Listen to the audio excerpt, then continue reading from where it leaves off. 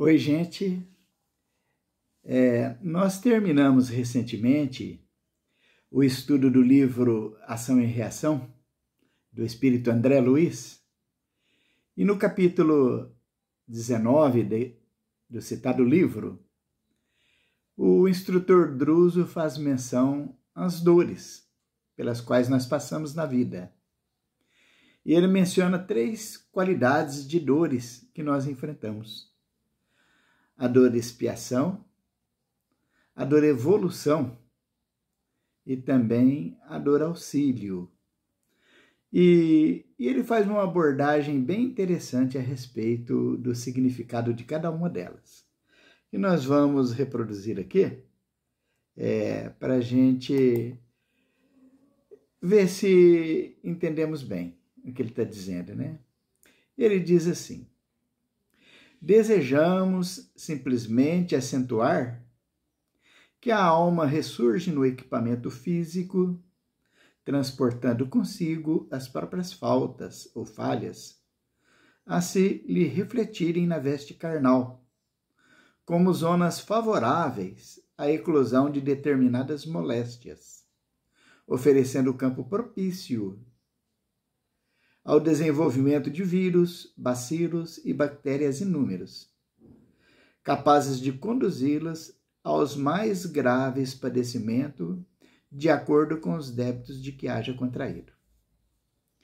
Isso aí é bem entendido por nós, os espíritas, aqueles que estudamos de uma forma sistemática, porque a gente compreende que todos os nossos erros ou acertos, ou seja, todas as nossas ações na vida, elas ficam gravadas no nosso perispírito. Daí, as nossas conquistas morais redundam em benefícios para os nossos próximos corpos que teremos na vida espiritual, já que o perispírito é aquele que dá forma ou modela o nosso corpo físico. Da mesma forma que quando a gente se equivoca e faz ações contrárias ao amor e à caridade, nós lesamos o nosso perispírito e desenvolvemos assim também germes, que, é claro, redundarão no surgimento de moléstias, dificuldades, limitações nos nossos próximos corpos, que exigirão a retificação da nossa conduta para que a gente tire lições, cresça, desenvolva-se. Essas dores são qualificadas pelo instrutor Druso como dores expiações, que nós entendemos bem. Mas ele faz um complemento muito interessante quando ele fala das dores expiações, que ele diz assim: mas também carrega consigo as faculdades de criar no próprio corpo orgânico todas as espécies de anticorpos, imunizando-se contra as vicissitudes carnais.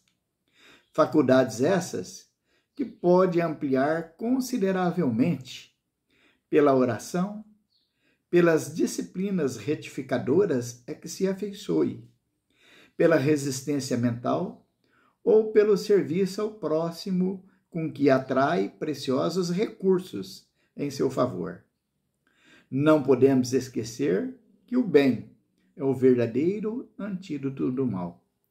Olha que notícia extraordinária. Se é verdade que nós lesamos o nosso perispírito pelas nossas ações malsãs, e é claro que isso exigirá de nós a retificação, em contrapartida, a lei do amor nos sugere que nós, na medida em que habituarmos a oração, que aprendermos a dar qualidade a ela, na medida em que nós nos internarmos em disciplinas retificadoras. E o que seria isso? Seria a gente ter uma conduta disciplinada pela vida e orientada pelo Evangelho. Ou seja, a prática do bem na medida das nossas forças, de a gente sempre se empenhar ao máximo para fazer o bem, do jeito que nos for possível. nunca desviar da conduta daquilo que é bom, daquilo que é verdadeiramente belo para o espírito. E também a resistência mental pelo serviço ao próximo. O que seria isso? As renúncias que nós deveremos fazer em dedicar o nosso tempo em serviço ao nosso semelhante, seja da forma que nos for possível. É a gente, de vez em quando, passar uma noite com um enfermo num hospital. É visitarmos a periferia e entendermos o sofrimento das famílias carentes. É a gente ouvir aquele aflito, aquele desesperado e, na medida do possível, também passar conselhos, né? Dedicar o nosso tempo ao nosso próximo. Ações dessa natureza, envolvendo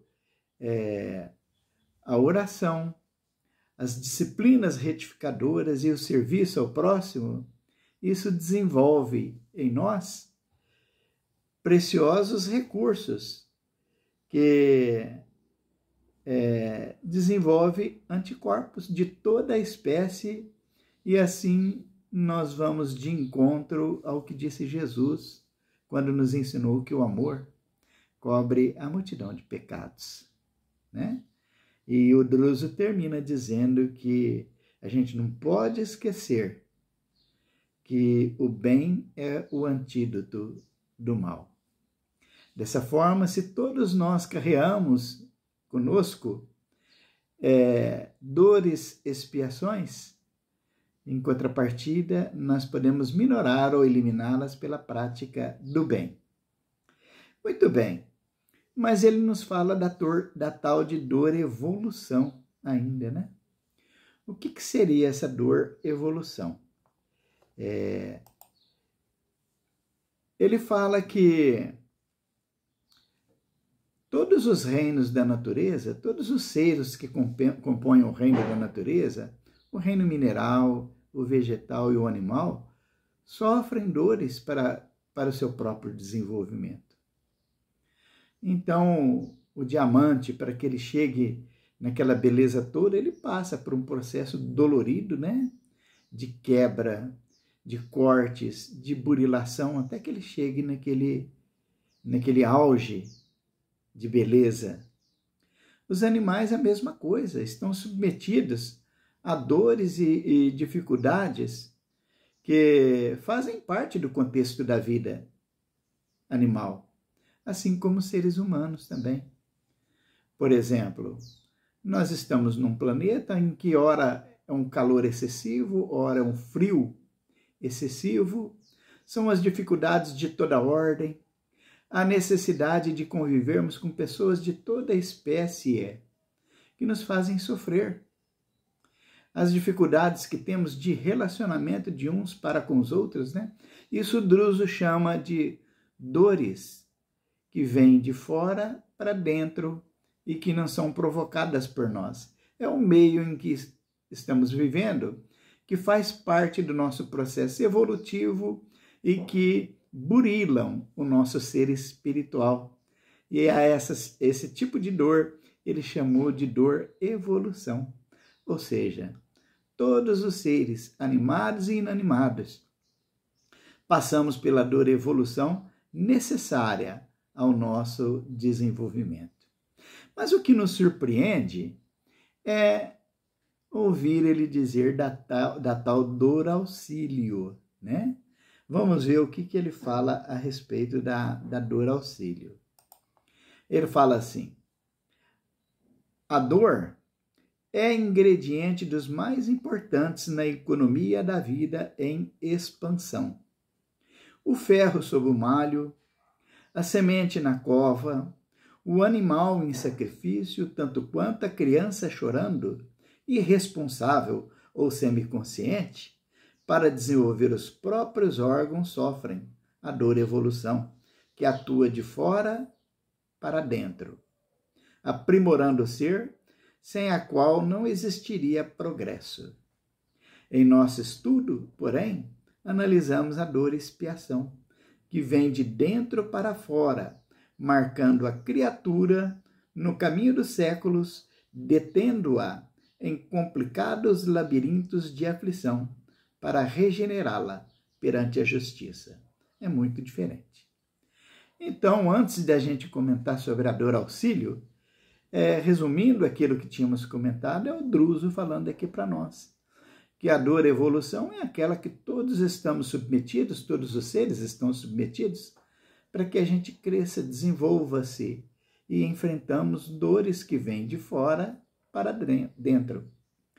A dor, expiação, é diferente, é aquela que nós criamos pelas nossas próprias ações, que exigirão a retificação e elas surgem de dentro para fora.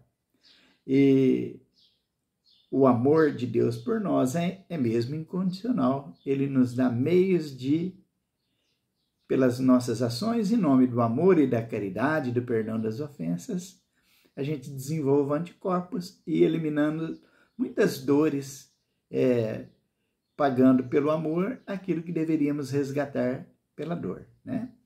Vamos prosseguir aqui os comentários que o Druso faz a respeito da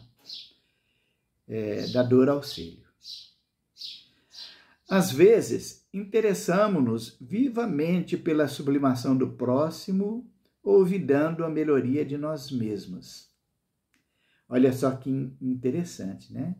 Ele está dizendo assim que às vezes a gente até se doa pelo próximo, e isso é caridade, né? Mas a gente não pode esquecer de trabalhar a nossa própria melhoria, né? Continuando. É assim que, pela intercessão de amigos devotados à nossa felicidade e à nossa vitória, recebemos a bênção de prolongadas e dolorosas enfermidades no envoltório físico, seja para evitar-nos a queda no abismo da criminalidade, seja mais frequentemente para o serviço preparatório da desencarnação, a fim de que não sejamos colhidos por surpresas arrasadoras na transição da morte. Olha só. Então, é necessário que a gente cuide da melhoria de nós mesmos. É claro que a gente atender às necessidades do próximo é uma excelente proposta, sem a qual nós não alcançaremos a nossa sublimação espiritual. Mas é necessário que a gente trabalhe concomitantemente o estudo das leis da vida, a autodisciplina, o entendimento de tudo aquilo que o Evangelho vem nos trazer. E isso é trabalhar a nossa melhoria, é melhorarmos-nos internamente através dos nossos pensamentos, para que isso resultem em sentimentos mais sublimados. Porque se a gente só pensar em trabalhar pelo bem do próximo e não cuidar do nosso crescimento espiritual, então os benfeitores amigos vêm em nosso auxílio e mandam-nos a dor auxílio, desenvolvendo enfermidades, para que a gente tenha um tempo de reflexão, para que a gente se prepare para a desencarnação e para que a gente não sofra, após a nossa desencarnação, por uma morte sem sofrimento e sem inesperada, né, rapidamente, o que provoca para muitos de nós uma surpresa muito grande e um sofrimento indescritível no mundo espiritual, até que a gente se ajuste. Daí os espíritos enviam, quando a gente não cuida da nossa própria melhoria, essa dor auxílio, para que a gente tenha um tempo com enfermidades graves, dolorosas, né? Que se a gente souber suportá-las e tirar os proveitos dessas ocasiões, nós estaremos sendo auxiliados e preparados para a volta ao mundo espiritual sem grandes aflições, né? Olha o que ele diz, continua dizendo. O infarte, a trombose, a hemiplegia, o câncer penosamente suportado, a senilidade prematura e outras calamidades da vida orgânica constituem, por vezes, dores auxílios, para que a alma se recupere de certos enganos, sem que haja incorrido na existência do corpo denso, habilitando-se através de longas reflexões e benéficas disciplinas para o ingresso respeitável na vida espiritual. Então é bastante interessante, né? Se a gente não cuida da melhoria de nós mesmos, mesmo que a gente trabalhe pelo bem do próximo, a gente pode necessitar de uma dor auxílio, que é um tempo em que a gente vai ficar recolhido, sem poder fazer muita coisa, para que a gente reflita, repense as nossas atitudes, pondere e se prepare para o prosseguir da vida no plano espiritual. É o que eu entendi de uma forma assim bem resumida, a explicação de Druso a respeito das dores expiação, evolução e dor auxílio. Grande abraço a todos.